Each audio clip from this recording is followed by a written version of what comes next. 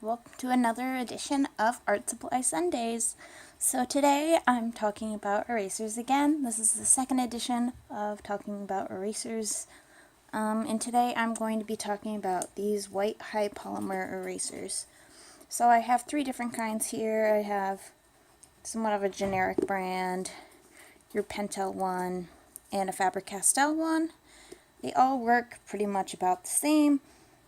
The one benefit of these erasers over pink gum erasers is that they hold up better. They have more durability, they're more flexible, they've got more bounce to them. And this one especially kind of advertises for being dust free. That's not 100% true, but it does produce a lot less eraser dust than your pink erasers do. And one thing that isn't amazing about these is that, as you can probably already tell, is you don't get really much of a point with these guys. For the most part, these are very good for erasing very broad areas, and they erase very broad areas very well, but you can't really get into anything super detailed, which isn't super helpful if you're trying to create art with erasers. But for the most part, people are using erasers to just fix mistakes.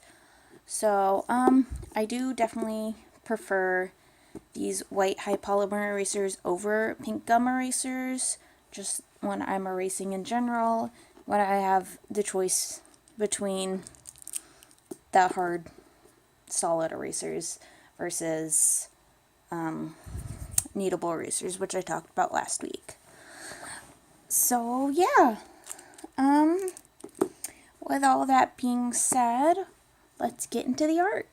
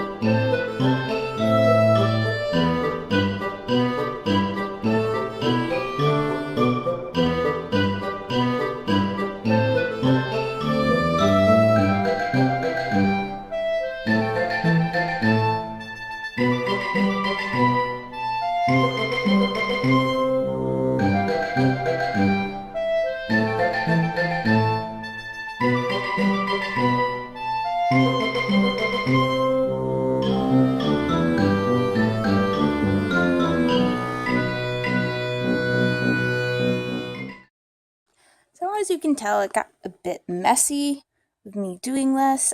These hard edges right here were actually made with the white erasers. I didn't put that in the video though.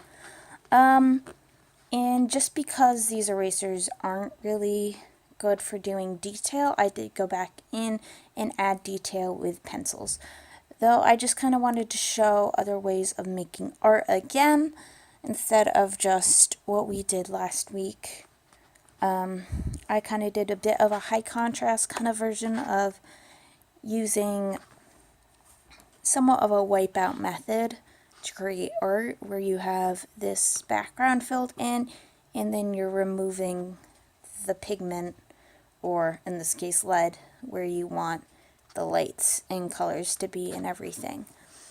So I don't think it looks amazing, but if you really want to create art, there's no harm in using a technique like this and then going back in with a pencil and adding in details and then constantly refining with your eraser.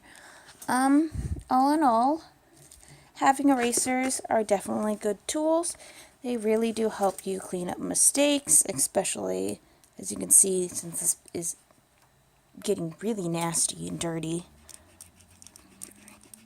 These pencils do a very good job at cleaning up with just a little dust. And this is the Faber-Castell eraser, which claims to be dust-free too, so that's a good thing to know. They do just definitely create a lot less dust. If this was a pink eraser, you'd be seeing a lot more dust than this. But yeah, I think that about makes it up for this week. And here we can see last week's drawing next to this week's. And I hope you guys enjoyed this video. Bye!